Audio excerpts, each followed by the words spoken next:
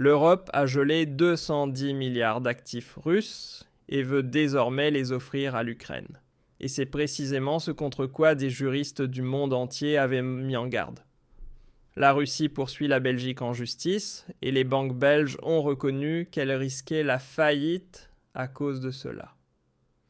Mais il ne s'agit pas seulement des banques belges, les banques britanniques et françaises sont elles aussi concernées. Cette plainte va désormais provoquer l'implosion du marché financier européen et cela portera le coup de grâce définitif à l'Europe.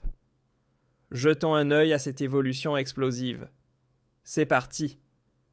Hier, l'Union européenne a adopté une loi radicale concernant les avoirs russes et c'est pour cette raison que la Russie a immédiatement entamé des démarches juridiques et déposé une plainte.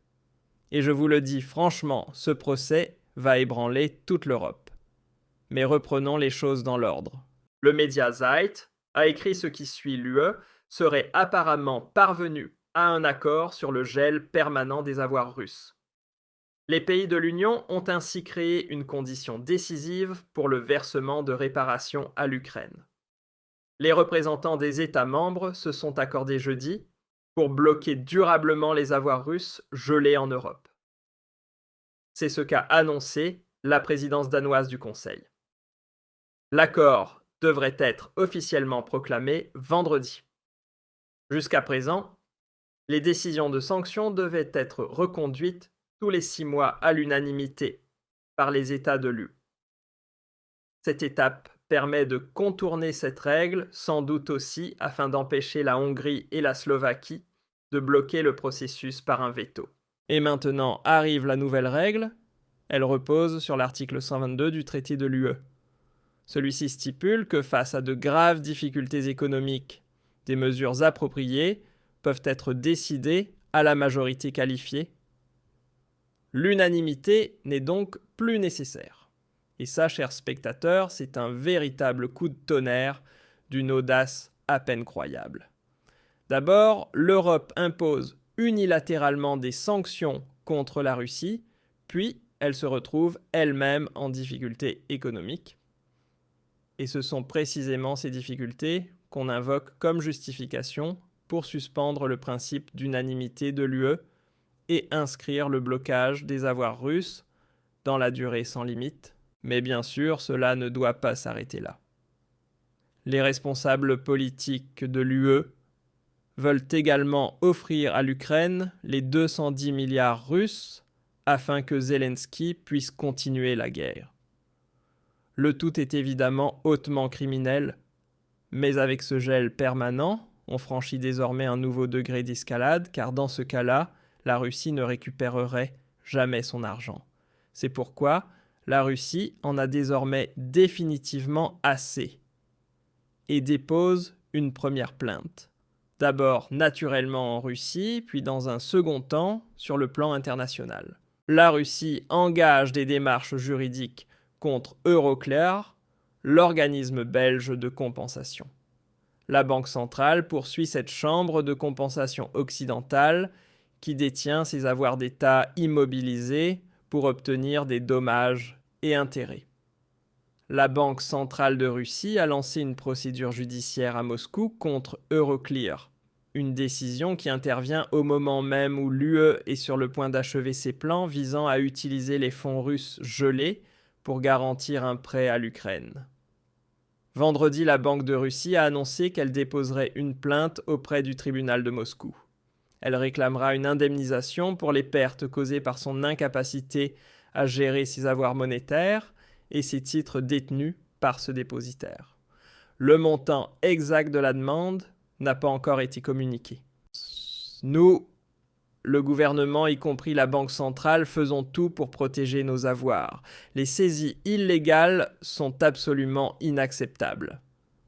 Et cela, chers spectateurs, n'est que le début, car il n'est pas encore question ici d'une plainte visant à récupérer les avoirs russes, mais simplement d'une action en justice pour réclamer des dommages et intérêts liés à l'incapacité de gérer les fonds, les avoirs et les titres.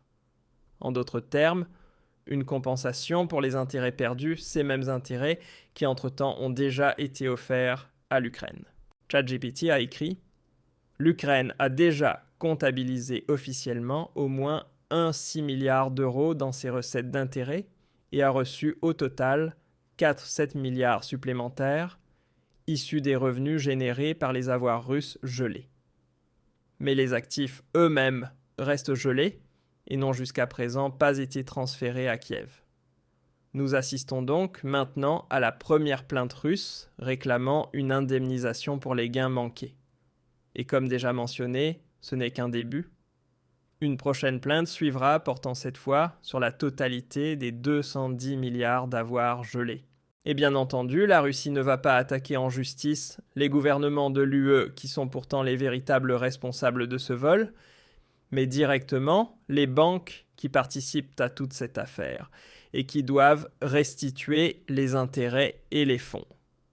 C'est pour cela que les premières alertes urgentes viennent déjà des banques belges, mais aussi d'autres pays.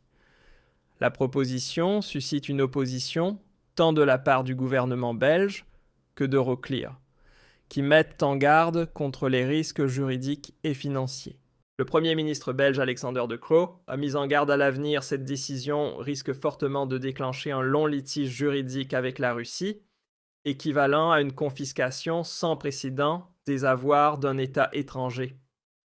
La Belgique a insisté pour que de tels risques soient à fois partagés entre plusieurs pays, y compris des partenaires extérieurs à l'UE. Et maintenant, la PDG d'Euroclear, Valérie Urbain, intervient. Elle a déclaré à la chaîne belge VRT que cette initiative pourrait pousser Euroclear, la société dépositaire, vers la faillite et en plus nuire à l'attractivité du marché européen pour les investisseurs étrangers. Voilà, vous l'avez entendu, la patronne d'Euroclear en personne, c'est-à-dire la banque qui détient la plus grande part des fonds russes, met en garde clairement contre une possible faillite de sa propre institution. Et il ne s'agit pas ici d'une petite caisse d'épargne locale, mais bien d'Euroclear, l'une des banques les plus importantes de toute l'Europe. Cette banque est un rouage central pour les obligations d'État, les banques centrales et bien plus encore. Si elle fait faillite, c'est l'ensemble du marché financier européen qui s'effondre immédiatement. Sans parler du fait qu'aucun investisseur étranger ne voudra plus jamais placer son argent en Europe, puisqu'il voit maintenant comment des fonds peuvent être confisqués pour des raisons politiques. Et ce ne sont pas seulement les Belges qui tirent la sonnette d'alarme, mais aussi les Britanniques et les Espagnols. Le Financial Times a écrit « Des banquiers britanniques mettent en garde contre un projet visant à utiliser des avoirs russes pour accorder des prêts à l'Ukraine. » Les banques britanniques se sont opposées à l'utilisation d'environ 8 milliards de livres d'actifs russes gelés et ont averti que le gouvernement britannique n'avait donné aucune assurance concernant une compensation en cas de représailles de la part de Moscou. Des banquiers de haut rang, qui ont souhaité rester anonymes en raison du caractère sensible de l'affaire, ont expliqué qu'ils pourraient être exposés à un risque juridique considérable si ces avoirs étaient utilisés pour garantir des prêts sans intérêt à l'Ukraine. L'un des obstacles majeurs est l'absence de garantie qu'un accord de paix entre l'Ukraine et la Russie inclurait des paiements de réparation de la part de Moscou à Kiev, pouvant contribuer au remboursement de ces financements. Comme vous le voyez, les banquiers britanniques sont eux aussi en train de perdre leur sang-froid. Et ils ne sont pas les seuls, les Français sont également pleinement impliqués dans l'affaire. La France protège des avoirs russes à hauteur de 18 milliards d'euros contre leur utilisation pour des prêts de réparation de l'UE. Elle subit une pression croissante pour soutenir l'Ukraine, avec ces 18 milliards provenant de fonds d'État russes qui sont en grande partie détenus dans des banques privées. Paris garde depuis plus de 2 ans l'identité de ces banques strictement secrète, aux grandes dames de plusieurs autres capitales européennes. La France refuse toute information sur les institutions détenant ces fonds russes et sur l'utilisation des intérêts générés. La raison officiellement invoquée, la confidentialité des données des clients. Vous voyez donc, la France va même encore plus loin. Elle protège ses propres banques en gardant secrète leur identité bien qu'elles détiennent des fonds d'État russes.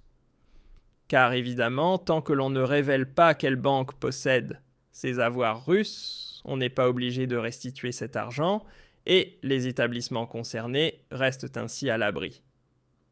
L'Union européenne ne peut donc pas exiger que ces banques remettent les fonds. Vous voyez donc, toutes les grandes banques européennes tirent la sonnette d'alarme face aux conséquences juridiques de l'expropriation des avoirs russes. Et la présidente d'Euroclear parle même d'un risque imminent de faillite pour l'ensemble du système bancaire. Nous sommes au bord d'un super cataclysme financier, et tout le monde le sait. Mais nos politiciens européens, eux, s'en moquent. Ils veulent aller jusqu'au bout, coûte que coûte. Pour eux, la morale passe avant la confiance dans nos institutions. Et hier, comme déjà mentionné, le gel permanent des avoirs a été adopté, et la prochaine étape, ce sera leur transfert à l'Ukraine, alors même que les premières plaintes russes ont déjà été déposées. Félicitations.